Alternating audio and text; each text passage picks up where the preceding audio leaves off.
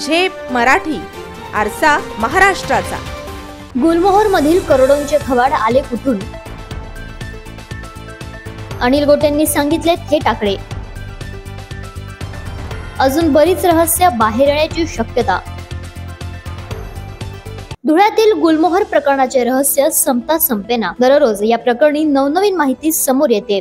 खोली क्रमांक 102 मध्ये सापडलेले 1,84,84,200 रुपये आले कुठून याचा पोलीस प्रशासन शोध घेते आहे। मात्र 10 दिवस उलटूनही पोलिसांना याबाबत थांग पत्ता लागत नसताना शिवसेना उद्धव बाळासाहेब ठाकरे पक्षाचे नेते माजी आमदार अनिल गोटे यांनी यातील बिंग फोडले आहे। कुणाकडून किती पैसे गोळा केले यातील काही आकडे त्यांनी प्रसिद्धी पत्रकातून उघड केले आहेत। यात जिल्ह्यातील प्रत्येक रेशन दुकानदाराकडून 10,000 रुपये याप्रमाणे 1,47,00,000 रुपये गोळा करण्यात आले। वन विभागाने 30 लाख रुपये तर महापालिकेने 90 लाख रुपये पोहोचवले। जिल्हा रुग्णालयाकडून 15 लाख, जिल्हा परिषदेच्या प्रत्येक शिक्षकाकडून 1000 रुपये तर बांधकाम विभागाकडून 50 लाख रुपयांची खंडणी गोळा करण्यात आली। याशिवाय आरटीओ विभागाकडून तब्बल 1.5 कोटी रुपये लाटण्यात आल्याचे गोटे यांनी म्हटले आहे। आपल्याकडे आलेल्या एका लेखी पत्रातून हे आकडे बाहेर आल्याचा हवाला गोटेंनी दिलाय। अद्याप पोलिसांचा आकडा बाहेर यायचा बाकी आहे।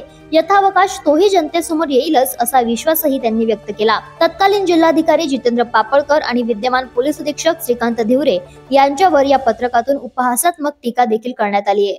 अशाच वेगळ्या आणि ताज्या बातम्यांसाठी पाहत रहा झेप मराठी, आरसा महाराष्ट्राचा।